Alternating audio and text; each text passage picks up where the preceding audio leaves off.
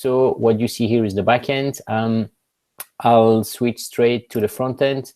Obviously, you can have the registration pages created as you want. Some of you might have seen the ones we've done for Lausanne 2020.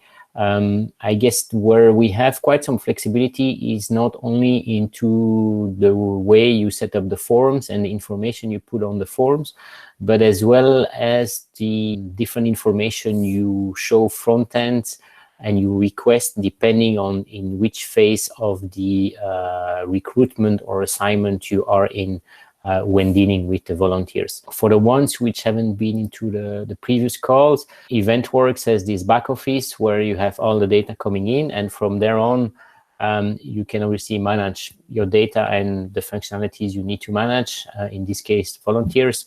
But as well, there are some standard tools like reporting, emailing that you can use to communicate with your volunteers.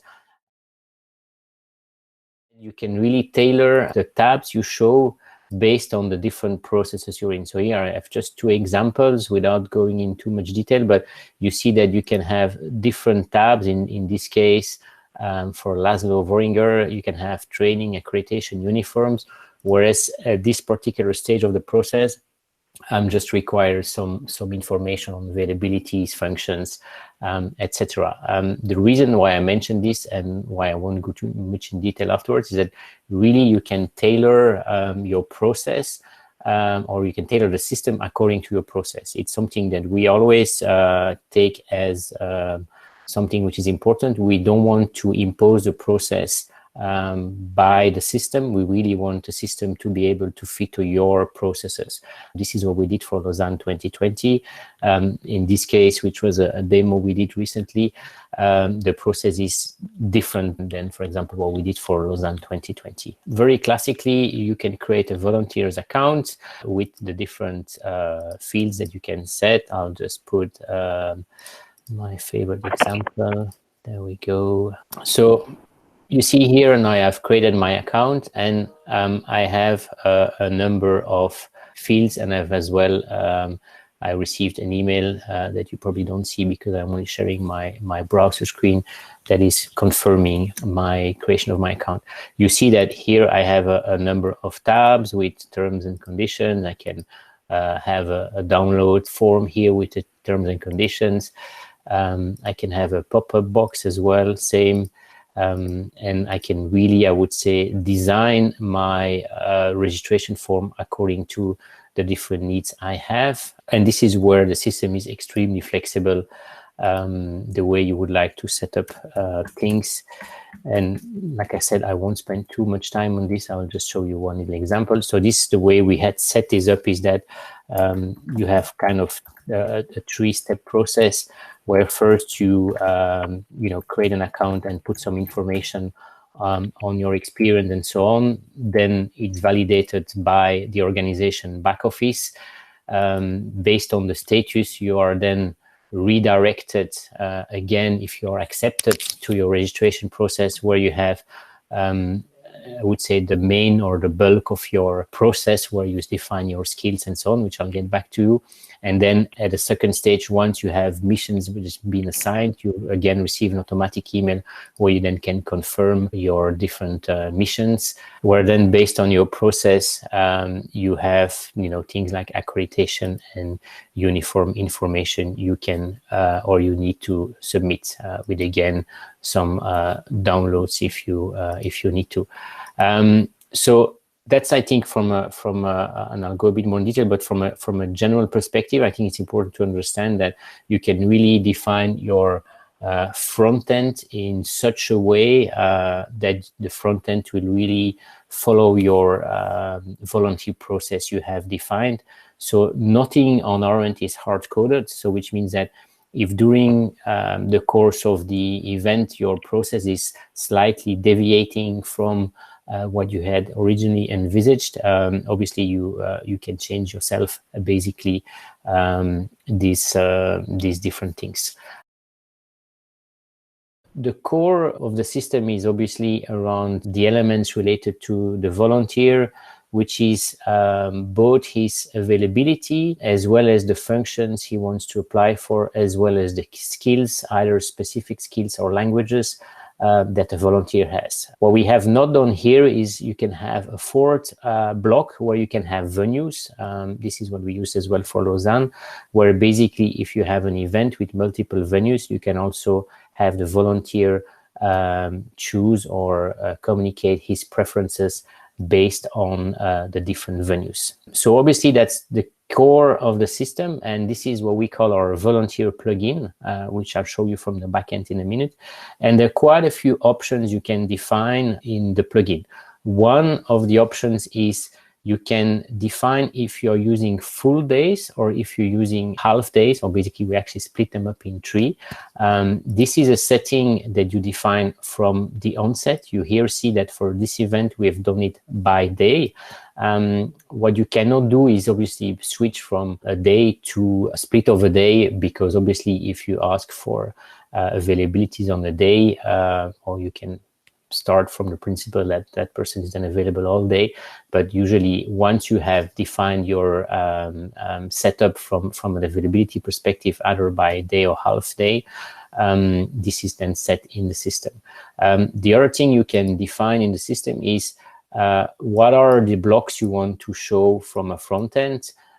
Is it the functions? Is it the functions and the skills and the languages? It is just the functions or the venues. You can really define from your backend what are the different elements you want to portray from a front-end perspective. So, without going too much in details, what are all the details you can define? Like I said, you can also specify if you have a minimum and a maximum, for example, on venues or on functions.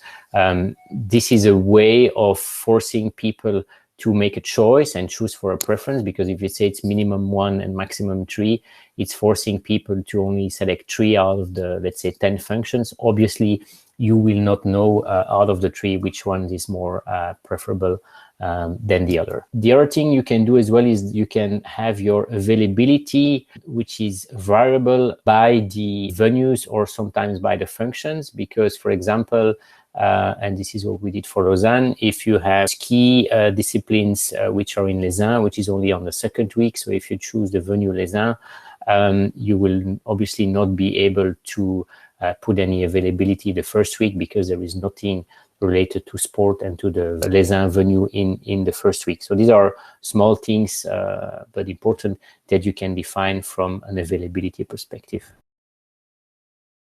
Once the volunteer has done its selection, all this information will come into the back office, basically. And again, without going into the details how you can configure this, we have here the back office, and basically this is reflecting, if you like, the choices of a volunteer. In this case, we don't have I should have chosen a few more, but you will see the ones that are in green, the ones that have been selected. What the system is doing is that it's putting a little slot where the volunteer cannot make any more changes, because in this case, he has already been assigned a specific task or mission, like we call them, on to the 12th. So basically, he will not be able to change his availability on that specific day. Like I said, in this demo, we played a bit with the statuses in order to reflect things front end as well with the groups. We also used the sessions for interview scheduling and things like that, which I won't go too much in detail, because I think what is probably of real interest is how you do the setup of the assignment of the different volunteers. In here, for example, we have created, I would say, different, we call them missions, but they're basically tasks or jobs, if you like. And the two, I would say, important ones related to what you create as a mission is obviously your function and your venue. We made them non-mandatory in the sense that obviously it's better when you create a mission to indicate if there is a specific function or venue which is preferred. Why? Because once you're going to look at the allocation, the system will, from default, he will filter on the function and the venue to propose you a selection. You can also put a number of internal notes, instructions, PDF documents, etc., which will, when you send the automatic email to the volunteer, which is mission assignment, it will, or you will be able in the email to have these documents attached, as well as some of these notes or fields being communicated directly into the email. I will take another one like this one, because here we have different ones. So basically, in this case, let's say we have a sport on a specific venue. We have said, well, actually, in this case, we have defined as well the period. And actually what you define here is basically the number of volunteers you actually need for a specific session or a specific day related to that mission. You can obviously edit this if you want to. I can again put some instructions and basically define a bit more detail what I require for this volunteer. What is even more important is the allocation. So if I go to the allocation tab, like I said before, so for this particular mission, the system will by default filter by function and by venue. However, it will leave the skills, the languages, and any additional fields you define into the system. He will leave them as open as possible. From an allocation perspective, what I was trying to show you is that you really have the flexibility to either search wide or search narrow, which means that by default, like I said, the search the system will propose you is going to take the same function and the same venue, obviously, of your mission, by keeping your skills and your languages as wide as possible. Obviously, if you see that you have a lot of choice because you have a lot of people that are available that date for that mission, for that function and that venue, if you have, let's say, 100 people which are corresponding to that criteria and you only have 20 places, well, you can be a bit more precise with your skills and with your languages in order to filter down the selection or narrow down the selection. And this is what the system is allowing you to do, like I did here. Now, I see I have no one with these different skills, so I actually need to widen up my selection to be able to find people. So basically, the filtering here is really allowing you to, depending on the choice you have, because either you have a lot of volunteers or you don't have enough, it allows you to widen up or to filter more narrowly your different selections. Once you have done your filtering and applied your selection, you can then either assign one by one, or say, because these people, and this is where, again, we have this possibility of having what we call an additional field, which could be a code, or it could be something where this person is an expert, or some people or some volunteers have been identified in advance. You can then do handpicking of your volunteers, or you can just let the system, if you do select all and you have more volunteers than you have places, the system will kind of optimize the availability slots of everyone and assign them automatically. Once you have done this, you can go to your allocated tab and then again do your final selection if you want to, because, for example, in this case, let's say you have done an automatic selection and you actually know this person, he's not applicable because the person, you can removing manually. So that's a bit the general principle from the allocation perspective. So Tim, with regards to the mission, basically once you have allocated the person the mission, if they sign in to their page, they will be able to see it already, right? Yes. So basically, so once they have been assigned, basically from this tab, if I then go back to my participants, so I take again my favorite example, if I go to the volunteer tab, you will see that he has been assigned to this particular mission.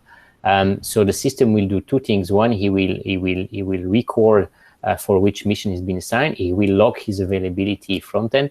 And if from there on you make, based on your statuses, you make this information available front end, the volunteer will be able to see that for sure, yes. So and you will be able to send it into an email as well. So this is something which can be controlled, whether you want to let them see or whether they don't want to let you see. Correct, correct. Okay. You can set up mailings if you want to. Obviously, the one which is important is the validation. It's a special email type, because from here on, what the system will do is he will send, and this is exactly the field you mentioned. So this information, which is a dynamic field, corresponds to what you see here front end. It's exactly the same information. Obviously, if you have different mission or assignments, you will obviously see them accordingly under here, and you will see them under your volunteer as well. One thing I haven't showed you is the certificate, actually. Almost forgot, which is an important one, because usually at the end of the event, if you're a volunteer, you usually get a certificate. This is implemented using our document module. I think this will show the example, I think, from Lausanne, if I'm not wrong. So basically, it can generate a certificate, which is dynamic, putting the name. What Lausanne has done is they had one certificate in 2 languages, which was a choice. But basically, as our system is multi-language, you could actually create one certificate. And if you have a field which says preferred language, which you can define into the system, you will be able to send to the volunteer the certificate into the correct language. So in this case, you could actually split the certificate into 2 different certificates, one in French, one in English, and based on the preferred language of the volunteer, send him the certificate directly. The way you can do this is you can add the certificate to an email template. So again, where you can send to all the volunteers in one go, not one by one, the certificate, and then the system will send the certificate to all the volunteers. Yeah, for everybody's information, this communication email template and also the document template is a feature across the whole system, meaning not only for the volunteers module. What you saw in the sessions, if you had been in the previous session, all the labels and the table templates, table names that Tim showed, those are all also from the document template module. So basically the communication template, the document template module, all those are features that are holistic across the whole system and not particularly to the volunteers and session module.